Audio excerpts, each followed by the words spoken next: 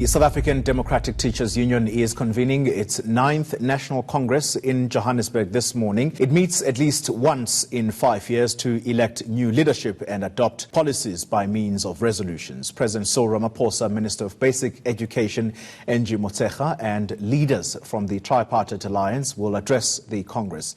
Congress and all delegates and our guests, it is my honor and the privilege on behalf of our National Executive Committee of Sadtu to present to you the President of the African National Congress and the President of the Republic of South Africa. Over to you. Thank you so much, Comrade Matamela, His Excellency the President of South Africa. Over to you, sir.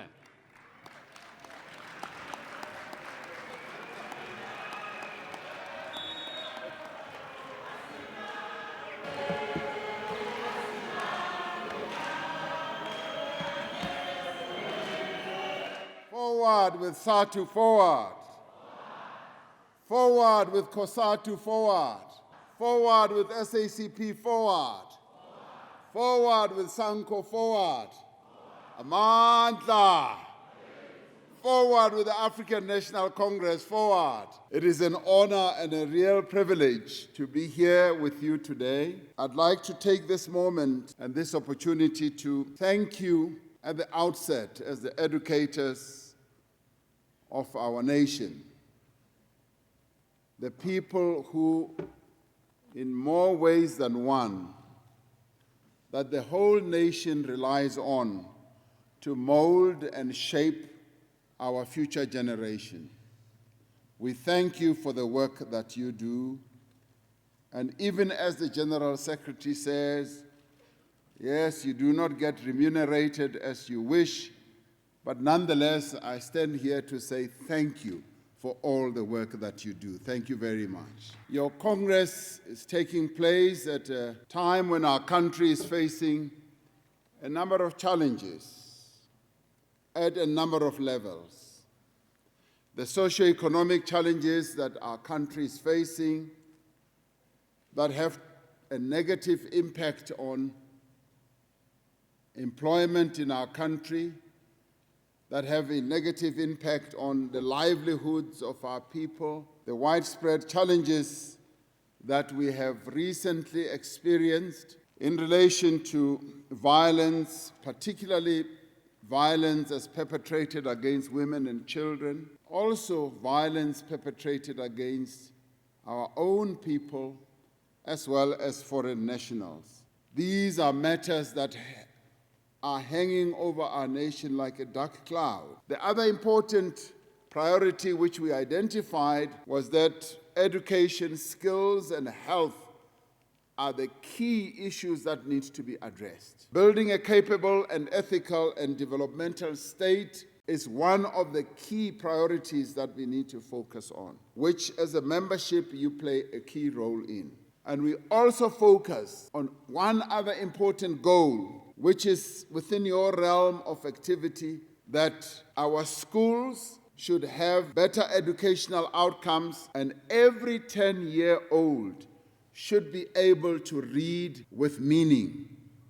Right now, many 10-year-olds don't read for meaning or with meaning, and they should be able to read. As they read and pick up a book, they must be able to understand and be able to read for meaning. Lastly, one of the key goals is to bring an end to half, at the very least, violent crime.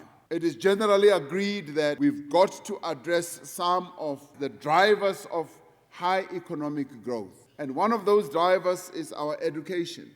We've got to make sure that we have an education system, but we also ensure that there is access to quality education, because this is fundamental for the growth and the long-term success of our country. Educators such as yourself have the tremendously important task of shaping the minds of impressionable young people and also preparing them to make positive contributions to the world.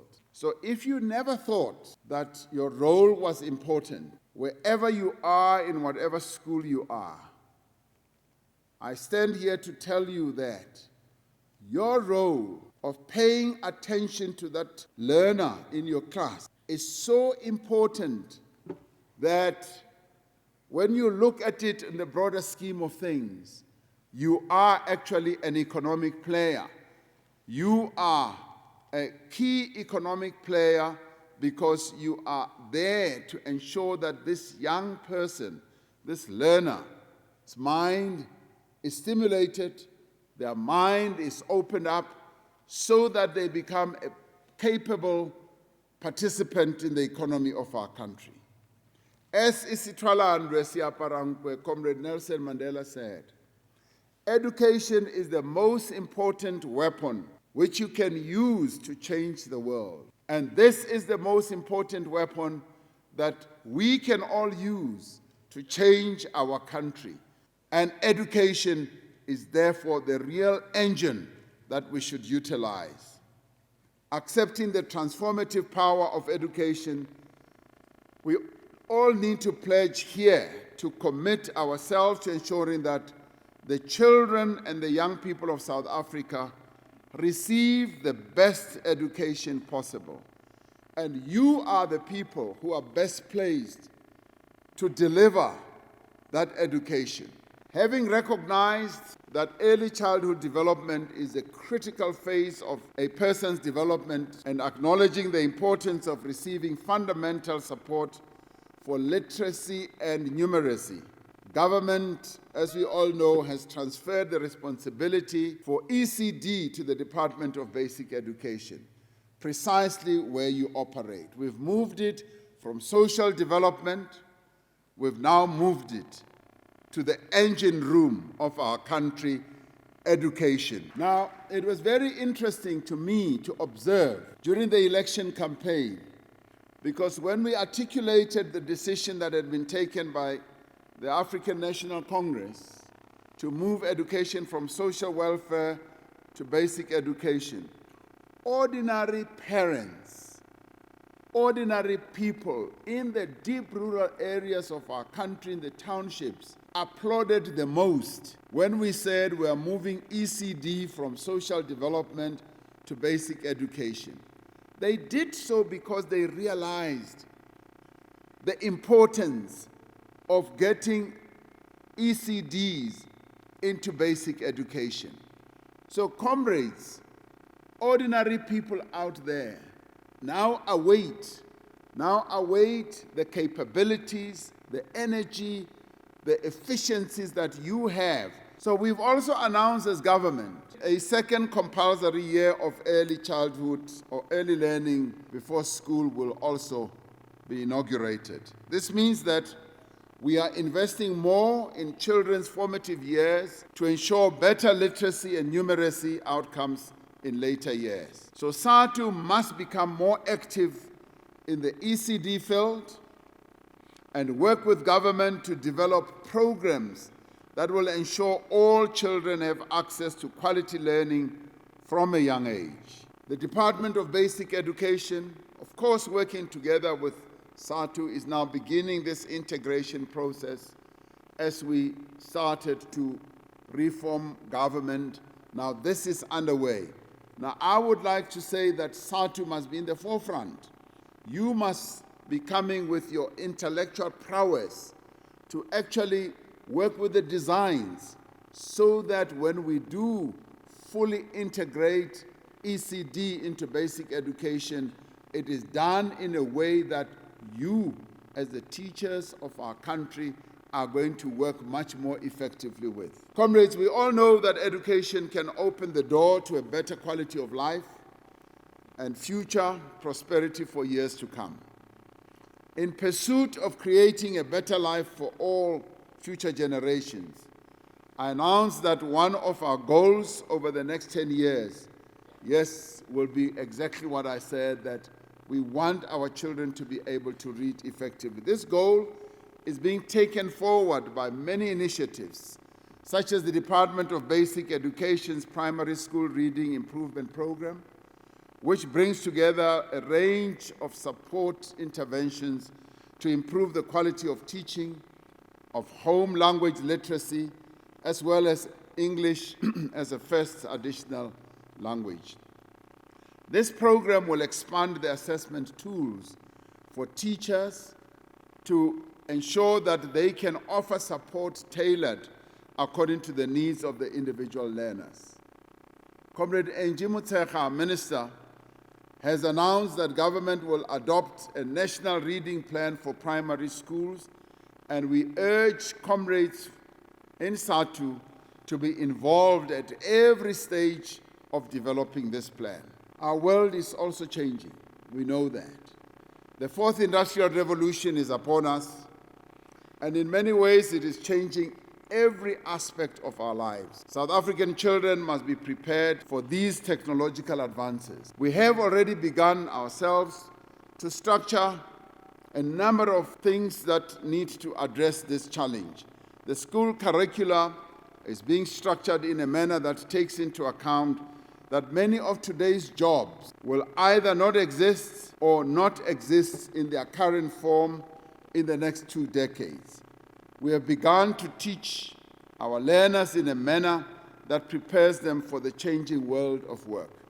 Sadtu has an important role to play in an increasingly digitized world. Not only must you, comrades, prepare yourselves for new technologies and new subjects, but you must also prepare our young people for this new world that's going to be reshaped by globalization, by the fourth industrial revolution, as well as by climate change. We have introduced, as you well know, technical occupational training in our curriculum, in addition to academic and technical vocational training as well. Youth unemployment is one of the most significant challenges that our country faces, and we have announced a range of initiatives. One of these initiatives is a program that is offered by some of our TVET colleges, whereby, in collaboration with industries in the area, these colleges offer courses that develop the skills required by those industries. And this becomes an industry-focused type of learning.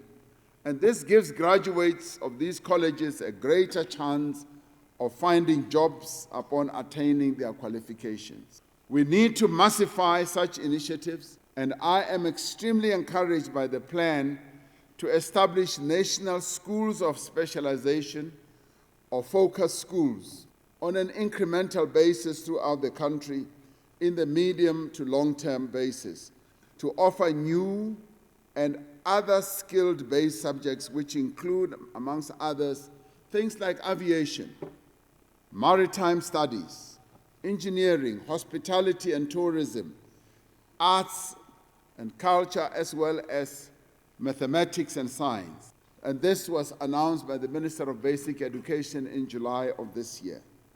Now, these specialized or focused schools will largely align with the special economic zones that we are already establishing throughout the country, and they will respond to the skill needs of those special economic zones. Now, educators, comrades, are aware that too large a cohort of learners drop out of school before completing matric.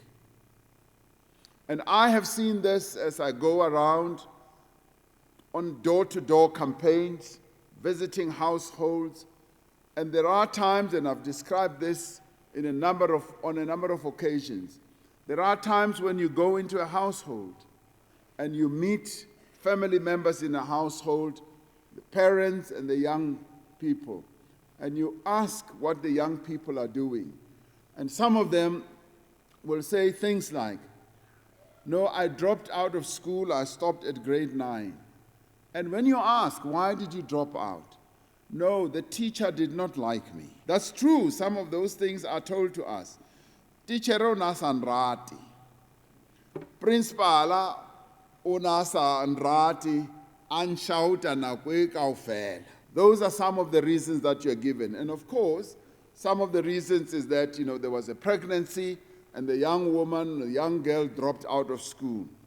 Now, Sadtu yourself, you estimate that the dropout rate is possibly more than 40%. And I think the dropout rate is possibly about 45%.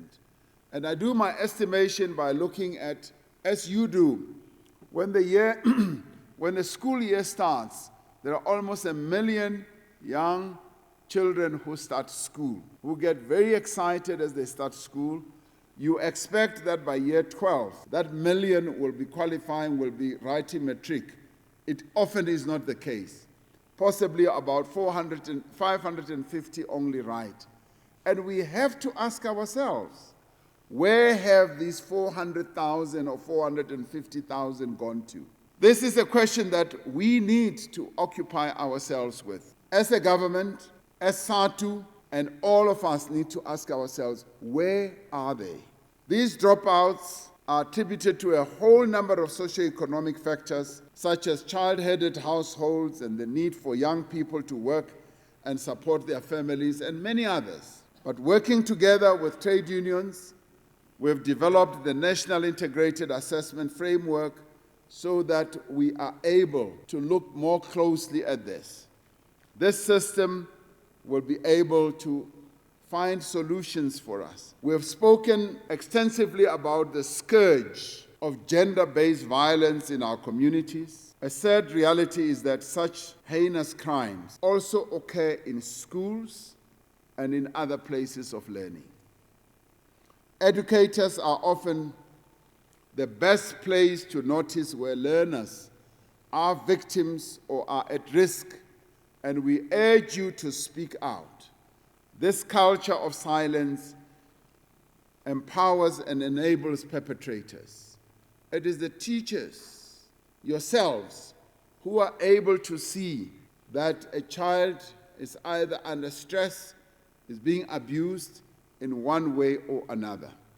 At the same time, we need a shift in society's mindset to a culture that rejects this concept of patriarchy and recognizes how gender stereotypes harm both boys and girls. Teachers who have consistent contact with young people are vital to changing mindsets and empowering young people to deal with harmful social relations. However, too many teachers are overburdened or are under-resourced themselves.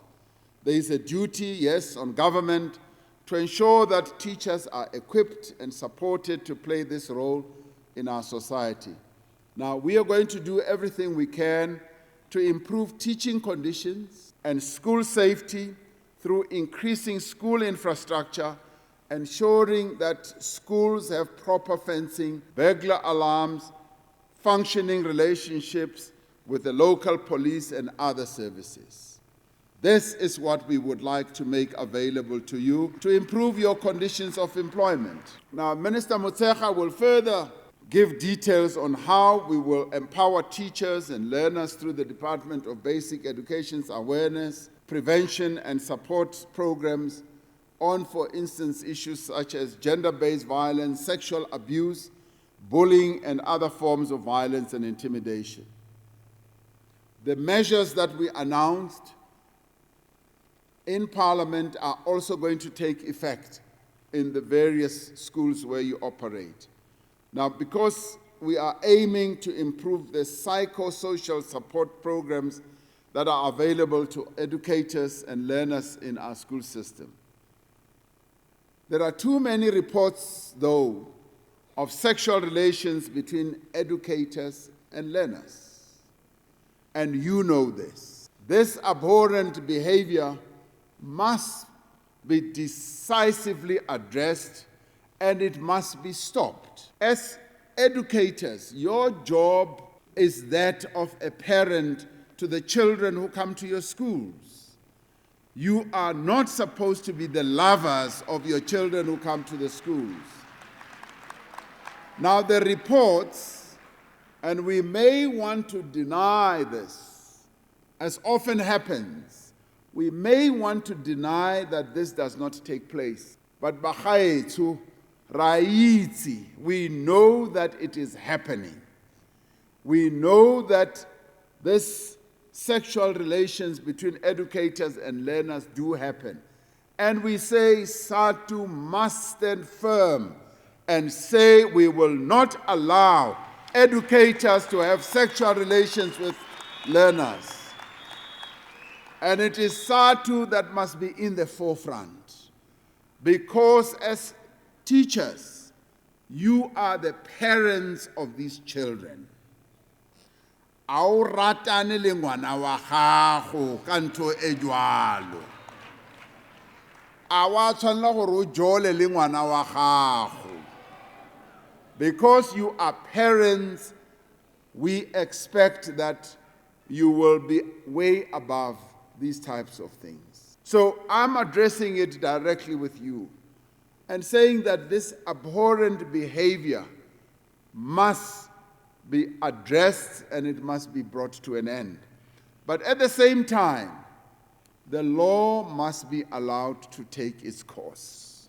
More worrying is the instances where teachers sexually assault learners. As with all cases of sexual assault, these crimes must be fully prosecuted and the perpetrators must be subjected to the full extent of the law. Government commits to continue supporting these most crucial public servants through improving the quality of teaching, improving the conditions under which they work. We must all work harder to recruit more young people to the teaching profession. Attaining our goals means that we must have quality teachers in specific subjects, in all phases and in all geographic areas of our country.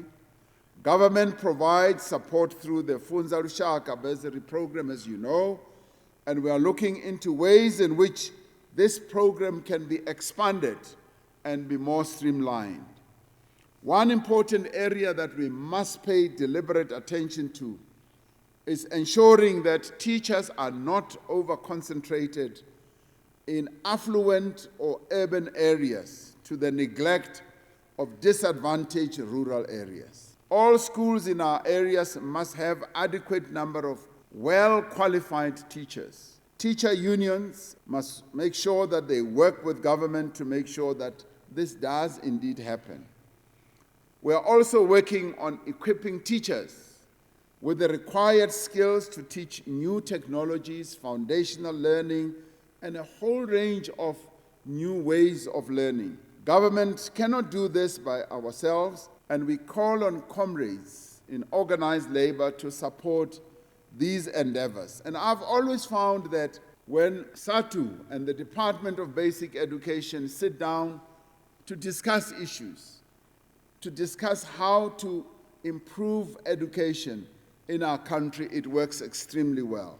The increased focus on new technologies and foundational learning will not detract from our drive to improve skills in all the other teaching disciplines. There must be skilled educators in all subjects, especially if we are going to succeed with our efforts to, for instance, increase access to mother tongue learning and making history a compulsory subject.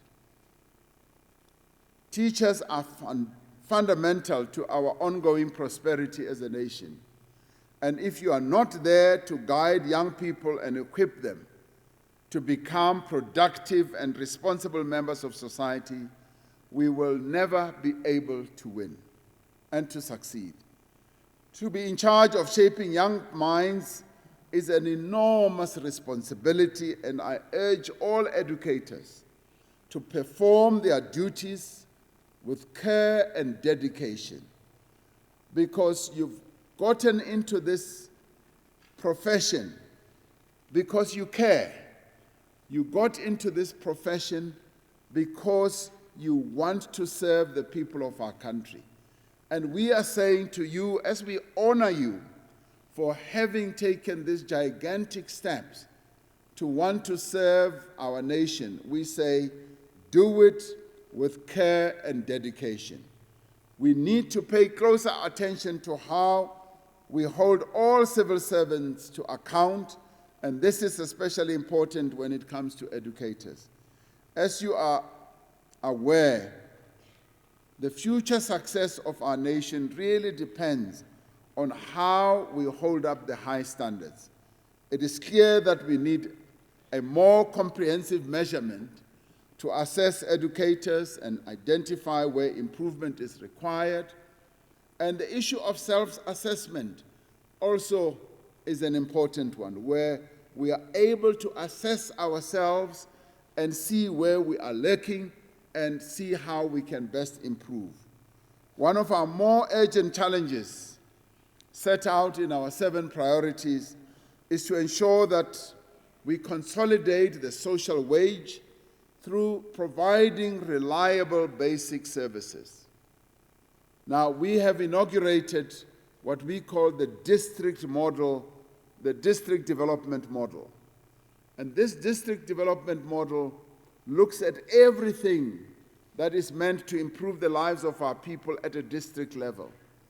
Yes, it looks at service delivery, it looks at the issues of crime, it looks at the issues of education as well. We launched the first one in OR Tambo district. And one of the things that we focused on is how many schools do we have in OR Tambo? And how are those schools functioning? As we drill deeper down at that district level, we will also be focusing on our schools, the functionality of our schools, the infrastructure situation of our schools, and the delivery of education in the districts. And of course, as you well know, one of our 7 priorities focuses on a better Africa and a better world. As I said at the beginning, in order to build the South Africa that we want, we are called upon to make a contribution. Now, I would like Sadtu, as you carry on with your own deliberations, prominent in your mind must be, what contribution can Sadtu make? What is it that Sadtu can contribute to make sure that we build the South Africa that we want? What is it that we can all collectively do, working together in our various structures to ensure that indeed the objectives of our revolution are achieved?